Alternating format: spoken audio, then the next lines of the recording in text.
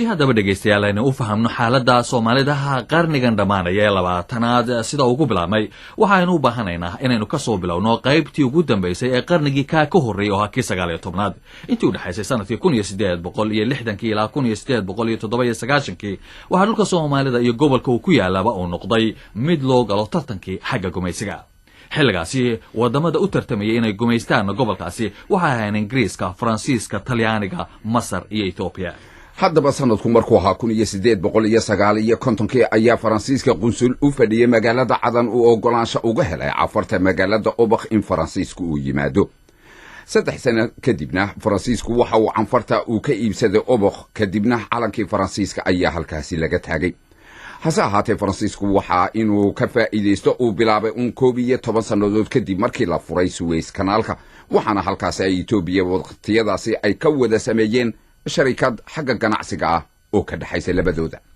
dhinaca kale haddii aynu eegnana Talyaaniga ayaa isna bilaabay sidii uu meel uga heli lahaa gobolka Badda Cas waxaana wasiirka arrimaha dibadda ee Talyaaniga waqtigaasi oo lahaa uu awood siiyay baadari hore u fadhiyi jiray dalka Ethiopia oo la oran jiray Giuseppe Sapeto in Talyaaniga meel uga helo halkaasi 1869 ayaa Mr. Giuseppe uu helay magaalada Layada Casab sanadkii ka dambeeyayna shirkad Talyaaniga oo ku hawlanayd wixii maraya Suez kanaalka oo ku socda India ayaa Talyaaniga Casab uga iibisay canfarta sida taariikhdu ay qorayso. xilligaasi Masar ayaa iyaduna dareentay tartanka gobolka loogu jiro dabadeedna waxa ay soo nooleeyeen Turkiga oo hore isagu u sheegan jiray xeebaha Badda Cas. sanadku markuu ahaa 1866 ayaa Turkigu dabadeed Sokayn iyo Musawac oo Eritrea ku wareejiyay dawladii Khadiif Ismaaciil ee Masar iyadu markaasi ka dhisnayd oo iyaduna dabadeed sheegatay xeebaha Soomaalida.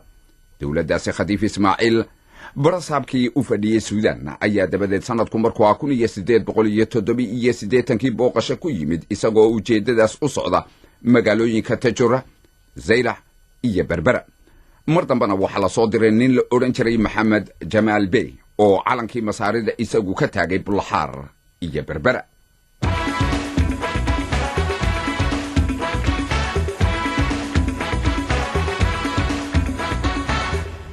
haddaba tallaabadaasi markii Masaaridu ay qaaday taasi waxa ay baraarujisay Ingiriiska oo fadhiya Cadan oo ciidamada ka fadhiya halkaas hilibku uga iman jiray xeebta Soomaalida. Ingiriisku waxa kale oo ay doonayeen in wadan kale oo awood leh aanu qabsan xeebaha Soomaalida gaar ahaan waxa isha ay ku hayeen oo ay ilaalinayeen Faransiiska oo tartan ka dhaxeeyay. hase yeeshee Ingiriiska iyo Masaarida ayaa afgarasho ay dhexmartay maamulkii Masaariduna si dhaqso ah ayuu ugu fiday xeebihii Soomaalida. 1877 ayaa Ingiriiska iyo dawladii Khadiif Ismaaciil ee ka talinaysay wadankaasi Masaarida ay heshiis kala saxeedeen oo ay isla ogolaadeen in talada Masaarida ay gaadho ilaa Ras Xaafuun. dawladii Khadiif Ismaaciil waxa yeeshay ay ka baxday gobolkaasi markii mahdigii Suudaan uu ku kacay oo iyadu markaasi awoodi kar weyday in ay isbalaadhiso. intii Masaaridu ay ka talinayeen xeebaha Soomaalidana waxa ay hagaajiyeen waxa kamid ahaa dekedaha magaalooyinka Berbera iyo Zaylac, noobiyado ay dhiseen iyo biyaha macaan ee Dubaar ee magaalada Berbera waxa kale oo ay dhiseen masaajido. markii haddaba Masaaridu ay ka baxeen xeebaha Soomaalida ayaa Ingiriisku waxa uu bilaabay inuu heshiisiyo oo la galo qabaa'ilka waqooyiga Soomaalida si uu u ilaaliyo hilibkii magaalada Berbera uga iman jiray ciidamadiisii ka fadhiyay magaalada Cadan oo muhiim u ahayd ganacsiga ula lahaa wadanka India.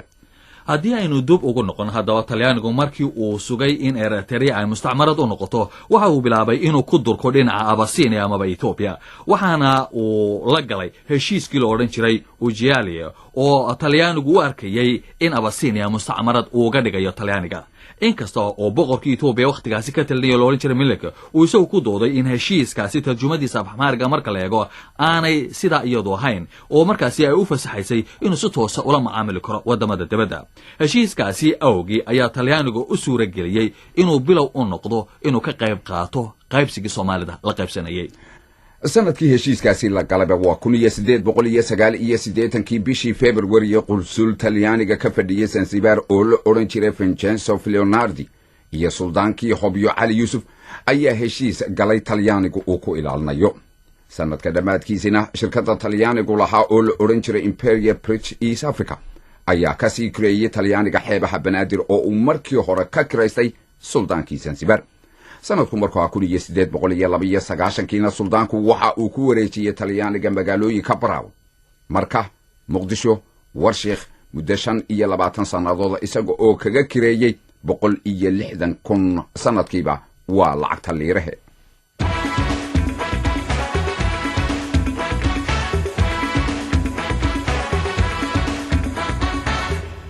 haddii haddaba aynu dib ugu laabano abasiiniya amaba etoobiya markii uu arkay damcii reer yurub ayaa boqorkii etoobiya ka talinaya wakhtigaasi emalik waxa waraaqu u qoray dalalka awoodda lahaa wakhtigaasi jiray sanadkii 1891 warqadaasi waxa uu ku yidhi etoobiya muddo 14 qarni ah ayaa waxay ahayd jasiirad ku dhex taala dad cawaana haddii wadamo meel fog ka yimi ay u yimaadeen inay afrika iyagu qaybsadaan kuma tala jiro in aan noqdo ruux daawanaya oo aan danka lahayn. dagaalkii cadwa ee dhex maray talyaaniga iyo etoobiya sanadkii 1896 ayaa haddaba tirtiray sheegashadii talyaanigu uu sheeganayay etoobiya inay mustacmaradu tahay. dagaalkaasi oo talyaaniga laga adkaaday kadib markii talyaanigu lagu jebiyey dagaalkaasi cadwa waxa uu u howlgalay sidii u sii haysan lahaa dhulkii soomaalida ee uu qabsaday. nin la odhan jiray major nerozanium ayaa wadahadalla dhinaca talyaaniga u galay waxaana etoobiya talyaaniga ay ku khasabtay inuu yareeyo dhulkii uu sheeganayay ee ogaadenaya. dhulkaasi oo heshiis hore ingiriiska ay wada galeen sanadkii 1894 ingiriisku uga ogolaaday. sanadku markuu 1897 ayay Itoobiya iyo Ingiriisku waxay wada galeen heshiis tusmaynaya sida ay u kala leeyihiin dhulka Soomaalida. hase ahaatee Soomaalidu waxay u ogaatay waxa dhacay 38 sannadood kadib markii la isku dayay in soodinta u dhaxaysa la calaamadiyo. sheekadaasi marka aynu soo gaadhno ayaynu haddaba ku soo noqon doonaa dhegaystayaal hase yeeshee haddii aynu ku soo dhawaano qarnigan dhammaaday waxa Soomaalida uu u bilaabmay iyada oo la gumaysto. gumaysigaasi 20 sannadood ee qarniga ugu horeeyay halgankii ugu weynaa ee koor yimid waxa uu ahaa kii daraawiishta ee uu hogaaminayay sayid maxamed cabdulla xasan.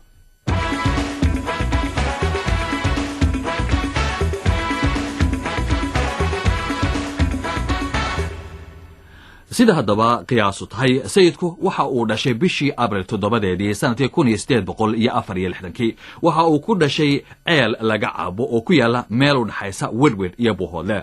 7 jir markuu ahaa ayuu quraanka barashadiisa bilaabay. 19 jir markii uu gaarayna waxa uu noqday sheekh oo loogu yeeray. intii barashada cilmiga uu ku jiray sayid maxamed cabdulla xasan meelihii uu soo maray ee uu tagay waxa ka mid ahaa magaalada Harar ee dalka Itoobiya, Muqdisho, Suudaan iyo Maka. intii uu joogay Maka waxa macallin oo noqday amaba uu ku xidhmay sayid maxamed saalex oo dariiqada saalixeeda isagu ku abtirsato. sayid maxamed cabdulla xasan markii uu berbera ku soo laabtay dhulka Somaliland waxa ugu horeysay dariiqada qaadireeda oo Sheekh Cabdulqaadir Jiilaani uu ku sameeyay magaalada Baghdad ee waddanka Ciraaq.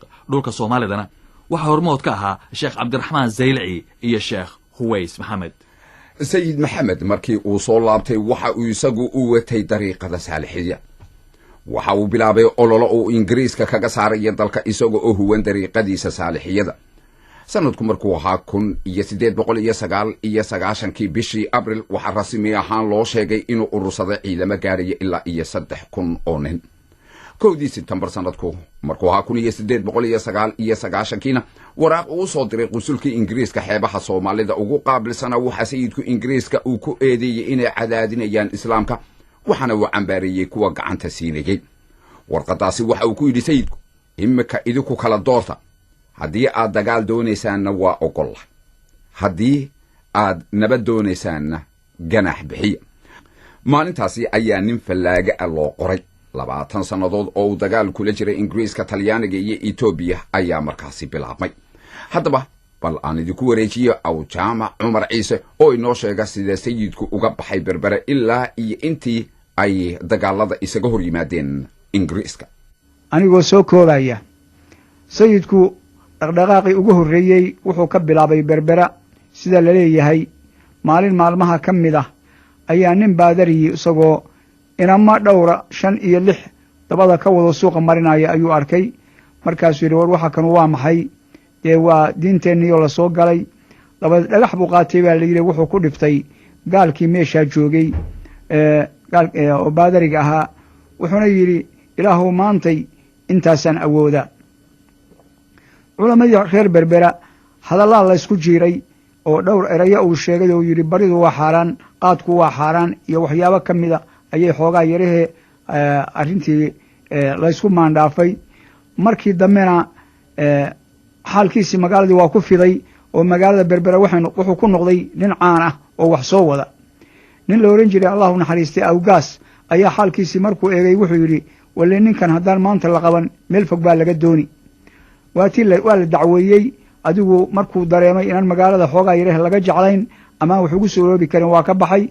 wuxuu sii maray dhaymoole iyo majacase oo ay ka furayd maaragtay muxuu ahaayey 2 iskuul oo baadariya oo ciyaal agoona iyo lagu ururiyey wax lagu baraayey. inan buu u yeeray wuxuu yidhi adeer magacaa, wuxuu yidhi john baa la yidhaahdaa, waagii horena maxaa lagu ohan jiray cali. sidaas ayuu usii dhaafay baa la yidhi. wuxuu yidhi maanta matanay joogtaa. shiikh buu sii maray suldaan nuur axmed ammaan ayuu wuxuu ugu tegey ood weyne wuxuu sii socdaba, maxaa yeelay hadalka ayaan soo koobi. dabadeedna qolyahaas habar yoonista xoolo badanna waa siiyeen, aad iyo aad bay u kaalmeeyeen, waana laysafgartay. wuu ka tegey xoolihii isagoo wata wuxuu tegey meel la yidhahdo qoryo weyn oo magaalada burco koonfur bari kaga toosan, halkaa ayuu ka aasaasay. horey buu uga gudbay, wuxuu usii gudbay xagga bariga buuhoodle iyo halkaasuu tegey. adigu meeshaa markuu joogay xoogaha khilaafyo yar baa dhacay. dhowr nin oo dhulbahantaa oo garaad cali uu ka mid yahay ayaa meeshaa ku dhintay. horey buu uga tegey.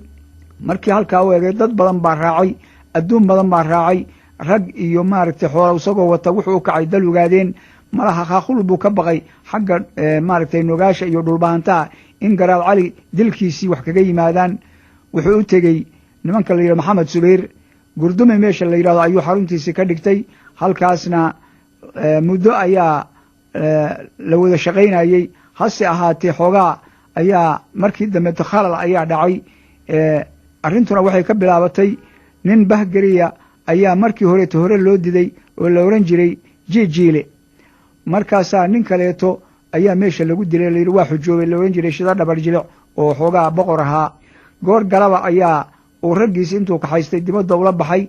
markuu xaruntii ka baxay meel maraayey wuxuu yidhi war shida dhabar jilic jijiile ma u argalaa.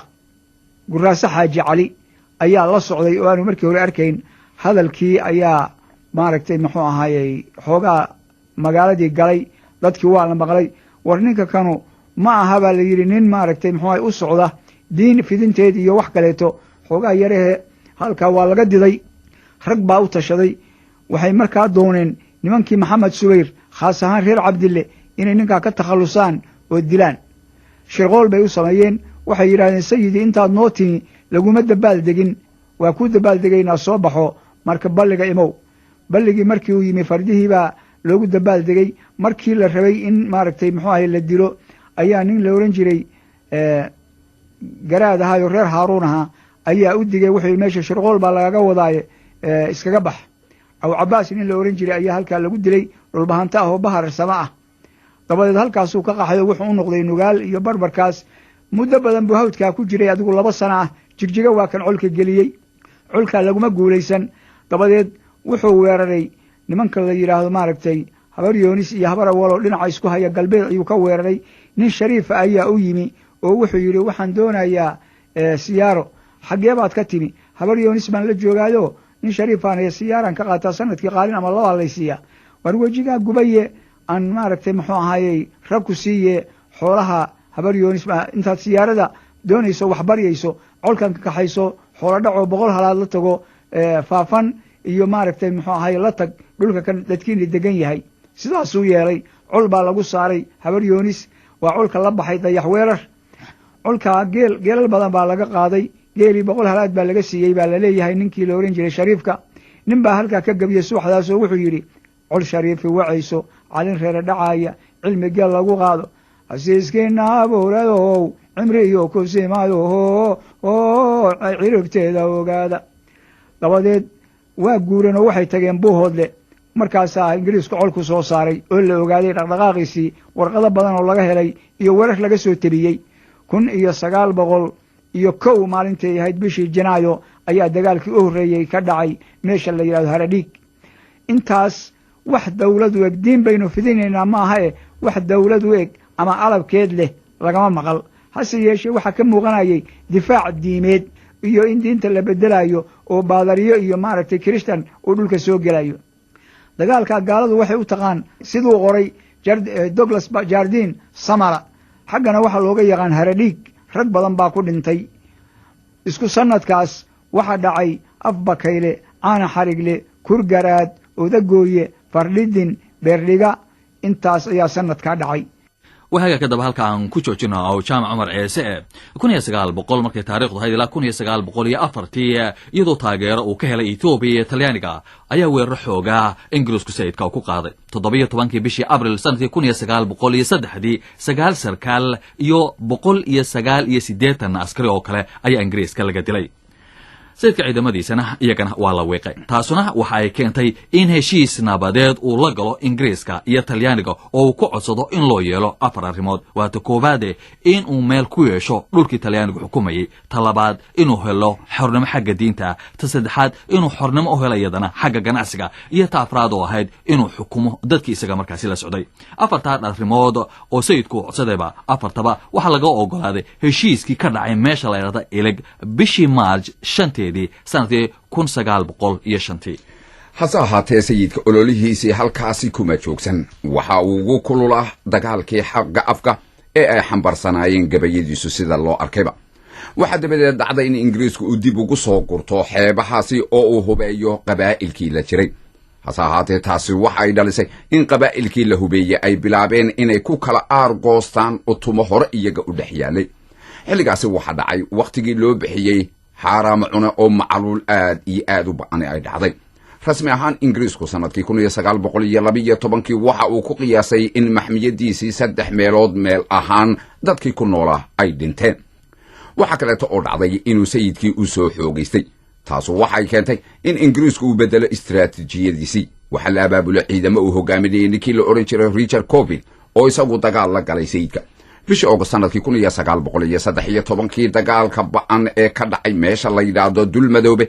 oo bariga magaalada Burco ka xiga ayaa lagu dilay ninkaasi la oran jiray Richard Coffey Sayid Maxamed Cabdullah Xasan gabay dheer ayuu ka tiriyay geerida Coffey Coffey loo jiitayaan dunida joogayne adiga jidkii lagugu waday jimiclaanade جهنم لقيه وآخر جهنم نمكي جنوك عي وربي جرين شلعين كواس النار تجوغي يوم مركات جنان ندي قادت sidoo bahay ku jirabay mari jawaabteeda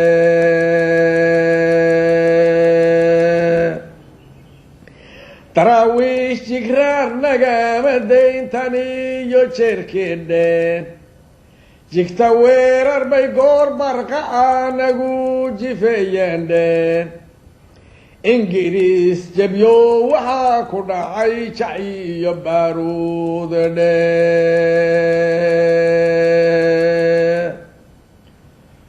weligiis ba waa lagu jabshaa jilib dhigduulande haddaan lays jikraarayn tolkay laga jilroonande waxayno junjunteena waa jamaashadiinine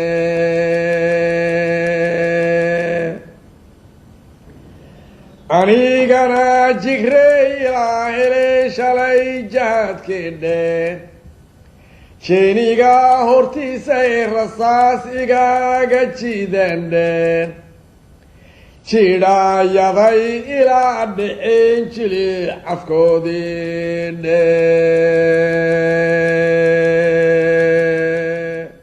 وهجاك برنامجكني مكا هالكاس أيان كوشو تشينينا وحانو هالكا كبلابو دونا مركا برنامجكا قيبتي الصلبات